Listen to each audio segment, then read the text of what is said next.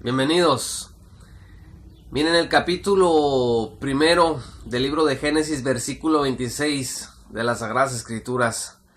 Dice: entonces Dios dijo, hagamos a los seres humanos a nuestra imagen, para que sean como nosotros. Esto de la imagen y semejanza de Dios en nosotros es muy importante, porque nosotros tenemos una capacidad para pensar, para reflexionar, para resolver problemas que Dios nos ha dado. Entonces vamos a partir de ahí, de que como seres creados, nosotros tenemos la capacidad de pensar. También en Romanos 12 dice el apóstol Pablo que tenemos que renovar nuestra mente para que podamos ver y crecer a la estatura de Cristo. Y Filipenses 4:8 también es otro pasaje que habla sobre cómo debemos de utilizar la mente. Es decir, que tenemos que tener una reflexión cristiana buena, ver todo lo positivo, todo lo puro, todo lo amable, todo lo que sea digno de buen nombre. Y así podemos encontrar nosotros en la Biblia un montón de advertencias, de consejos, de amonestaciones acerca de usar correctamente nuestra mente, la mente que Dios nos ha dado. Entonces es un hecho incontrovertible que esta mente que Dios nos ha dado la tenemos que usar para la gloria de Dios. Ahora, ¿qué significa filosofía? Porque no todas las personas en el mundo utilizan la mente para darle la gloria a Dios, amigos. Nosotros sabemos que, por ejemplo, durante la Alemania nazi se utilizó la mente humana para crear campos de concentración y cámaras de gas para eliminar a millones de judíos, en lo que nosotros conocemos como el Holocausto. También podemos pensar en ahora mismo lo que ocurre en Corea del Norte y con Rusia, los Estados Unidos y la cuestión nuclear.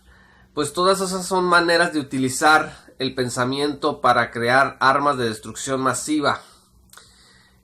También vemos, por ejemplo, cómo en la historia del pensamiento, pues tenemos un libro, por ejemplo, que se llama El Manifiesto del Partido Comunista, pues que es un libro que revolucionó a la sociedad y hasta la fecha sigue afectando a la sociedad de una manera muy importante. Las ideas, pues, del ser humano tienen repercusiones. Tú mismo, yo mismo, nosotros los que formamos parte de este grupo de estudio, pues tenemos que darnos cuenta que lo que creemos y lo que pensamos es algo que nos trae consecuencias. La manera que tú tienes de pensar te tiene donde estás ahora mismo. La manera como tú ves el mundo, cómo juzgas las cosas, cómo enfrentas los problemas, tiene que ver con tu filosofía. Así que todo el mundo tenemos una filosofía.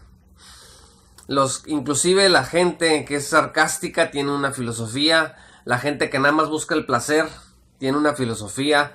La gente que busca el sacrificio de sí mismo tiene una filosofía. Todas esas formas de actuar tienen un trasfondo filosófico que, aunque nosotros no lo podamos explicar, pues ahí está. La palabra filosofía viene de dos palabras griegas. Una de ellas es philos, que significa amor, y la otra es Sofía, que significa sabiduría. Si tú conoces a alguien que se llama Sofía, pues le puedes decir ya qué significa su nombre, ¿no? Es la sabiduría. Entonces, en términos etimológicos, en una definición, en una primera definición, la filosofía es el amor a la sabiduría. Más tarde, en la historia del pensamiento, este concepto de amor a la sabiduría fue superado y filosofía se convirtió en sinónimo de sabiduría. No un amor a la sabiduría, sino la sabiduría misma. Entonces los filósofos pues eran los sabios, como el apóstol por ahí dice, el apóstol Pablo, por ejemplo, habla de los sabios de este siglo. Pues entonces ahí nosotros podemos encontrar este concepto de filosofía. Y miren, los primeros filósofos que vamos a nosotros a mencionar ahora mismo, pues tienen que ver con una época que es más o menos entre 5 y 6 siglos antes de Cristo. Son conocidos también como filósofos presocráticos. Esto significa que son filósofos que aparecieron antes que Sócrates. Sócrates es uno de los titanes de la filosofía occidental, importantísimo, y también lo vamos a mencionar primero Dios en este curso. Entonces la filosofía nace como una necesidad del hombre de explicar el mundo. Los primeros filósofos se preguntaban, bueno, ¿cuál es el origen del universo? ¿Por qué estamos aquí? ¿Por qué actúan por qué ocurren las cosas como ocurren? Y había básicamente tres formas o tres desafíos que los filósofos enfrentaron. El primero de ellos es la búsqueda de la monarquía. El segundo es la búsqueda de la unidad. Y el tercero es la búsqueda del cosmos o del orden. Monarquía. Nosotros cuando escuchamos esa palabra pensamos en un rey, en un monarca. Bueno, monarquía está compuesta por dos palabras, monos y argeo. Monos es de uno y argeo es de principio. En este caso, principio rector. O sea, se utiliza a veces para hablar de un principio que gobierna todo lo demás. Por eso el monarca, pues es el que gobierna a toda una área de tierra, gobierna personas, etcétera. Esto de monarquía, los filósofos buscaban un primer principio que gobernara todas las cosas, un primer principio del cual surgieran todas las cosas. Y hay palabras, por ejemplo, que utilizan la palabra argeo, argeo, por ejemplo, archobispo, pues es el obispo más importante que gobierna a todos los demás obispos. Esta palabra se utiliza mucho en el romanismo. Entonces buscaban este principio, este solo principio rector que gobernara todas las demás cosas o de las cuales provenían todas las cosas. La búsqueda de la unidad en medio de la diversidad. Eso era muy importante porque los filósofos observaban que las cosas cambiaban, pero que las cosas eran diferentes. Había diferentes colores, diferentes tamaños, diferentes aspectos de las cosas ante los sentidos. Y entonces decían, bueno, a pesar de que hay una gama muy importante de cosas diferentes que yo puedo observar en la vida, esta diversidad tiene que tener una unidad, ¿sí? Por ejemplo, la palabra universo pues viene de este concepto del que estamos hablando. Uni es de unidad y verso de la diversidad. Y por ejemplo la palabra universidad es otra. En la universidad se supone que se estudian la diversidad de los aspectos del universo de una manera unida, en un solo lugar, bajo un solo programa rector. Esa era la segunda carga que tenían los filósofos, la búsqueda de la unidad en medio de la diversidad. Y la tercera era la búsqueda del cosmos, del orden en medio del caos. Los filósofos decían, bueno, tiene que haber un orden en todas las cosas. No importa qué tan desastrosas se vean, qué tanto caos se observe, ese mismo caos debe de tener una unidad y debe de tener un orden.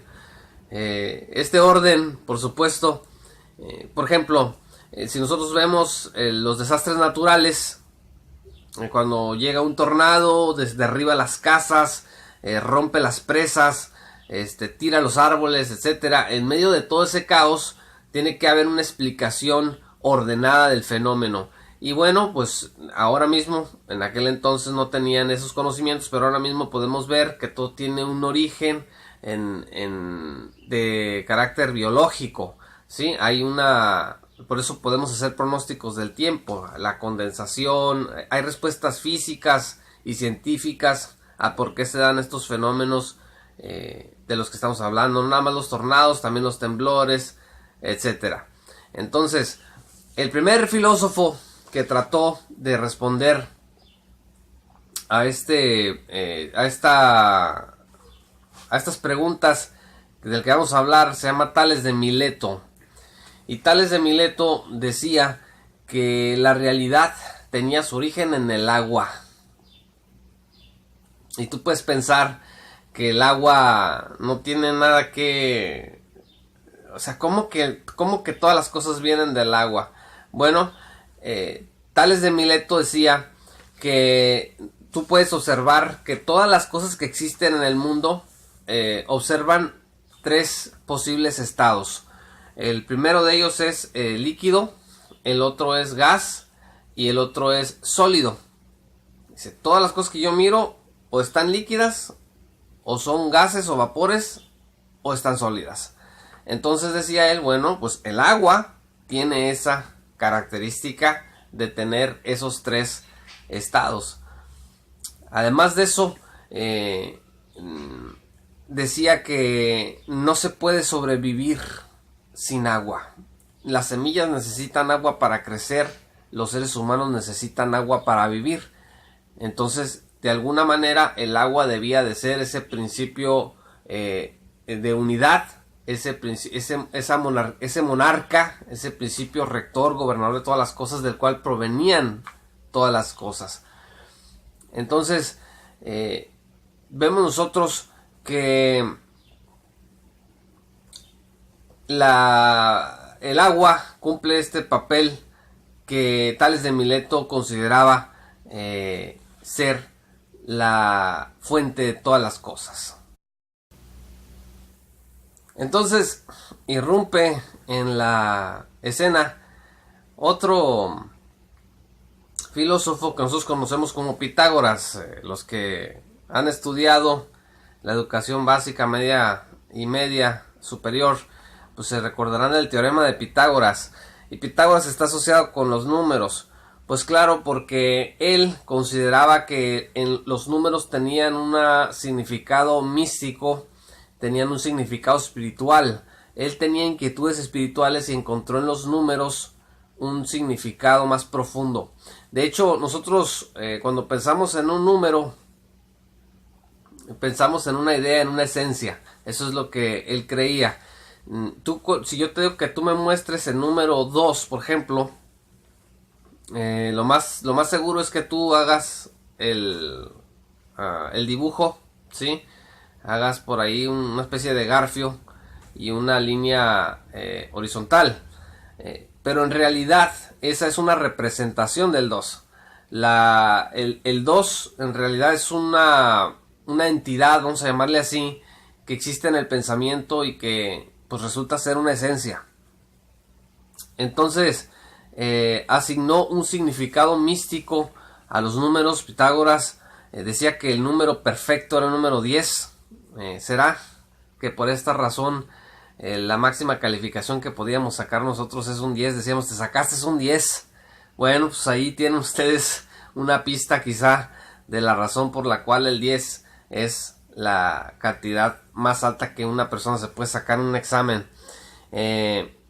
Los números son esencias, y para Pitágoras era más importante lo esencial espiritual que lo material, y aplicó las matemáticas a la astronomía y a la medicina.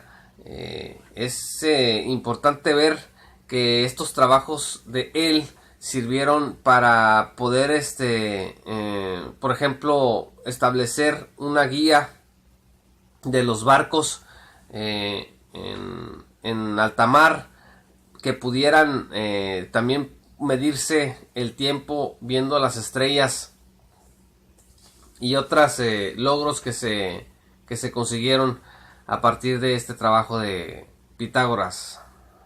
Además de Tales de Mileto y de Pitágoras, pues hay un tercer filósofo, y aquí sí quisiera llamar la atención de ustedes, amigos, porque vamos a hablar de Heráclito. Heráclito, algunos lo consideran el padre del existencialismo. Y mientras uno decía que el origen o la fuente de las cosas estaba en el agua, Tales de Mileto está en el agua, Pitágoras hablaba de que los números, ¿no? Los números es donde nosotros podemos encontrar la esencia, ¿sí? De la realidad. Lo material no es lo importante, sino lo inmaterial, y los números son materiales. Heráclito decía que todas las cosas siempre están fluyendo. Si ustedes, por ejemplo, han escuchado cristianos o gente que se dice cristiana que dice que la fe siempre está en movimiento, la fe es algo que no es estático, ¿sí? Generalmente son cristianos que utilizan o personas que utilizan esta frase de que la fe no es algo estático para no clavarse en los dogmas. Si tú, por ejemplo, dices, no, pues la Biblia dice que debemos de ser santos, y la Biblia dice que el hombre es la cabeza de la mujer, y que Cristo es la cabeza del hombre, o que Cristo murió en la cruz por nuestros pecados, o sobre todo en materia de ética cristiana, por ejemplo, de que la vida es sagrada y solamente Dios puede quitarla, en relación, por ejemplo, a nuestra oposición como iglesia al aborto. Vas a encontrar que dicen, no, pues es que la fe es algo que está moviéndose, la fe es algo que se está moviendo, que se está transformando, y por eso no podemos estancarnos. Entonces ellos hablan de que la iglesia se estancó porque la fe, como es algo que está moviéndose y el dogma es algo estático, bueno, pues ellos dicen que eso es una forma muy mala de acercarse a las escrituras. Se los menciono porque Heráclito decía que todas las cosas siempre están en movimiento. Él es famoso por una frase, decía, tú nunca te metes a un río, al mismo río 2 veces. Por ejemplo, si tú metes al pie al río, está corriendo el agua, te moja el pie, sacas el pie, y cuando lo vuelvas a meter, el agua que va a mojar por segunda vez tus pies ya no es la misma que lo mojó la primera vez. Es decir, siempre está fluyendo las cosas. Entonces, todo siempre está cambiando. ¿Y dónde encontró Heráclito el principio de todas las cosas? En el fuego. En el fuego. Dice, el fuego es algo que siempre debes estar alimentando. El fuego es algo que produce humo. El fuego es algo que produce calor, que produce cenizas. Y el fuego tiene que estarse constantemente avivando. Y es algo que siempre está cambiando, inclusive de la misma manera como las llamas se mueven, siempre hay un movimiento en el fuego. Entonces él no decía que era el agua ni los números, sino el fuego. Entonces esta forma de pensar de Heráclito decía que Dios es el que ordena este infinito cambio, el ciclo que siempre... hay una película que se llama El Rey León, donde la canción dice que estamos en un ciclo sin fin. Bueno, pues es otra manera de enseñar esto. El cambio siempre está ocurriendo, y entonces de alguna manera Dios permite que ese cambio siempre se esté renovando a cada momento. Ahora, cuando hablo de Dios yo aquí, no estamos hablando del Dios de las Escrituras. Para Heráclito estamos más bien hablando de un Dios impersonal, una especie de principio de fuerza, es una razón universal, logos, el logos. En el Nuevo Testamento nosotros encontramos la palabra logos en el Evangelio de Juan, pero obviamente que aquí estamos hablando de una cosa muy diferente. En el principio era el verbo, dice el versículo primero del Evangelio de Juan, o en el principio era la palabra. Entonces esto de verbo o palabra, pues es la palabra logos, pero en Heráclito logos no es un Dios personal, omnisciente, omnipotente, etcétera, etcétera, de acuerdo con las Sagradas Escrituras. Es una fuerza un principio universal racional. Entonces este telos, este principio de Heráclito, pues en realidad termina siendo un sistema panteísta, porque como es una fuerza impersonal, racional, universal, que mueve constantemente todas las cosas, pues eso está en todas las cosas. Hace que todas las cosas se muevan, y como es impersonal, pues está en ti, está en mí, está en la lluvia, está en los ríos, está en el sol, en todas las cosas. Es un principio panteísta.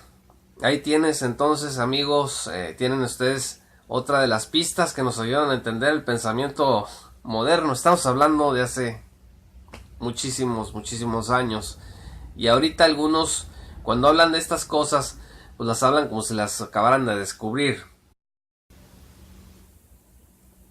Entonces estos tres filósofos presocráticos, Tales de Mileto, bueno, pues el principio de las cosas, el que le da unidad en medio de la diversidad y el que trae el orden o el cosmos en medio del caos, pues es el agua.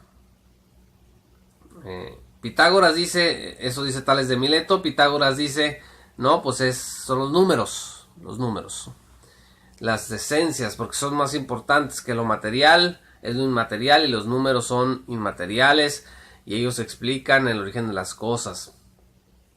Y finalmente Heráclito, que dice que pues ni el agua ni los números, sino que todo está en constante cambio, las cosas siempre están cambiando. Hay una razón universal que hace, o Dios universal, impersonal, que hace que ese cambio siempre siga su curso. Y el elemento que él consideró que encerraba mejor esta idea era el fuego. El fuego.